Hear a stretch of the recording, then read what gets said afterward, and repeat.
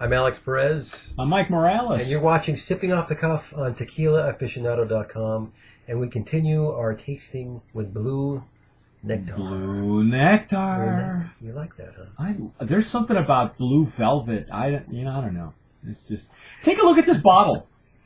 Don't you just love the bottle? It's like a big cologne bottle. Not necessarily not necessarily perfume, but cologne. Cologne. Right? So there's your first. It's a manly bottle. There's your first subliminal. It's a manly bottle. It's a manly bottle. All right. But this is from a Matitan, and what we have there, that's the Reposado. I got the wrong one up there. That's okay, but it's a Reposado because the Añejo, it's not even Añejo. Those are very similar. They're very similar.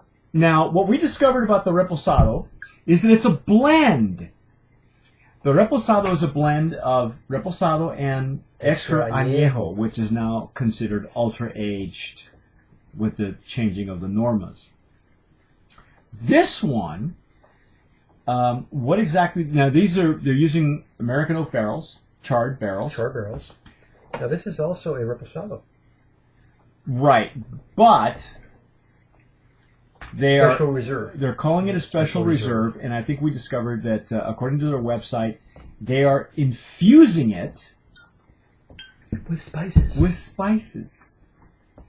Now, you do that with spices. Is this a good thing or a bad thing? We're about to find out because Alex is gonna pour these through the Venturi aerator. Yeah, and as you've seen from our previous, deconstruct this tequila. We're going to deconstruct it. If you've seen our previous shows with the Venturi aerator, if you're a solid tequila, it's gonna shine. If it's gonna crash and burn. It's gonna crash and burn. Because the Venturi aerator, all it does is it aerates your spirit, and as Alex has demonstrated, usually it's a good thing. It is a good thing. It keeps you from swirling and having to do all that other stuff that you see us doing all the time. Well, it's supposed to enhance your tasting experience. Ditto. Yeah. We're finishing each other's sentences like a married couple. Is that good? That's ugly. Okay. So anyway, you hear that? It sounds like one of those animals you squeeze. Yeah, it sounds like it sounds like a sheep having a hard time. But again, the color on this, as we use the Venturi aerator, the color on this is it's a beautiful. They're calling it straw. I'm calling it a little bit more like a golden color. Yeah. And this is a what did they say it was? It's a Reposado. Okay. Apparently, according to the label, but it is a special reserve because they're infusing it with spices. Spices. So you could tell that the legs are different. Not as pronounced as your typical tequila. Not that it means anything. It just need to watch. Yeah. Actually, you got different legs than I do on mine. Well, oh, here they go. Yeah, there they go. So it's I guess a lot thicker than usual. Yeah, it's kind of a little bit more syrupy, perhaps. It's got an interesting palate. Yeah, an interesting nose. Or nose, I mean. We don't know about the palate yet. I have an interesting palate. This has an interesting nose. Now, the fact that they're actually telling you on the website, in their POS material, their point-of-sale material, that they're enhancing it with spices. They're not hiding what they're doing, so they're being upfront instead of finding out at the last minute and calling it something else and being surprised or not. They're just telling you up front. This is why we call it a special reserve. So, and it's definitely more of a spicy notes.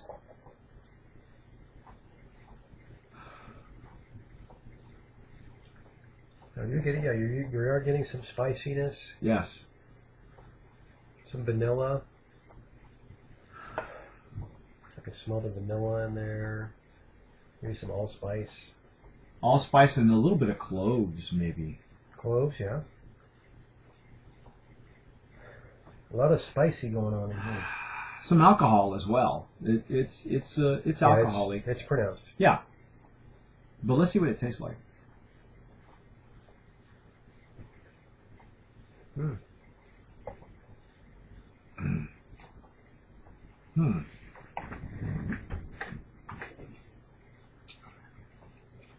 Mm-hmm. Using the spittoon bucket. Ah, yes. Okay. Can I just say that we had a lower alcohol by volume tequila previously that was enhanced or using a 2% agave spirit or agave nectar. This gives a similar kind of palate. It coats your palate. It's coating mine. Mine too.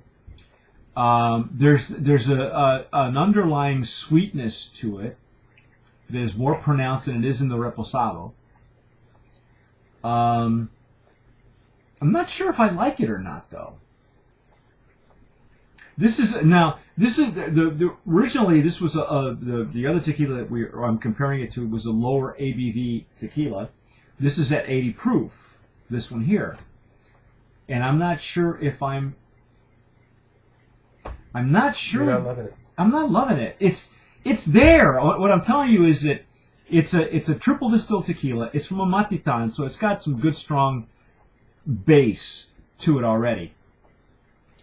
But they're enhancing it with spices, and they're not lying to you. They're telling you what's in it. I'm not sure if I like it. I'm not sure as a purist I would go for it. And that's just me. I mean, I think that it'll lend itself to food pairing, dessert pairing. Yeah, most definitely. After dinner, maybe a good gateway tequila for those of you with a sweet tooth, or the female palate, maybe. Yeah, it's got a lot of sweetness. Much more than I anticipated. And it's a lingering palate, too. So, I mean, it lingers on the palate. So, you could pair this with a chocolate. You pair it with a dessert. And you're done. If you're going to use this as to do any kind of flights of any sort or a tequila tasting, you use this. Let it bring up the rear, because after this, your palate's coated and you're done. I think what they're enhancing it with to bring the spices to the tequila is what's really coating the palate. Maybe more glycerin. I do detect some glycerin in there. I don't know if it's been added, but yeah, I'm not. It may or may not be. I mean, some brands do add glycerin to their tequila. It's allowed through the normas. It won't hurt you. The nose is very pleasant, though. I mean, it might be good in a cocktail. I actually like it. It's different. It's I'm not too sure, but he likes it. I like it. Yeah, I mean, it's not bad. Now again, it's a different type of category. It's a different style. It's a different style of tequila. Different genre. Yes. Because now you're talking about tequilas that have been infused or they've been, I hate using the word manipulated, because they're really not manipulating it to us. They're telling us what's in there. Well, here's... There has some additives. Yes. It has additives. When we talk about manipulated tequilas is when they're not being upfront in their POS and telling you that they're doing what they're doing. What I give props to these guys to Blue Nectar, is that they're telling you up front, this is what we did with the tequila. It's a different style of tequila. We know it's not for everybody, but we're not going to lie to you and tell you that this is from the barrel and because it's the sweetness of the agave or whatever stuff, creative stuff that happens to be in the POS. The magical spices from the barrel. Yeah, barrel. From the barrel. Whatever story they come up with, they're telling you the truth, and And I appreciate that. I appreciate the fact that they actually come up, they're up front. Because many don't. Yeah. Many don't. Many don't. And the novice will think that's the way tequila is supposed to taste like. Yeah. And they're not doing that. They don't want that kind of, they're not looking to trick anybody. They're looking to attract you. And they may, you know, Alex likes it. I like it. I really think it's a gateway tequila. It's a gateway tequila. Because, you know, obviously many have an aversion to tequila. They may have had a bad experience with it, maybe afraid of it. But I think this is a good gateway to tequila to go out and experience even more. It's definitely sweeter on the palate, a little bit more alcohol as well. Is it worth looking for? Yes, I would think so. I think so. Yeah, give it a try. It's Blue Nectar. This is their special reserve. Look them up on Facebook, and I believe they're also on Twitter.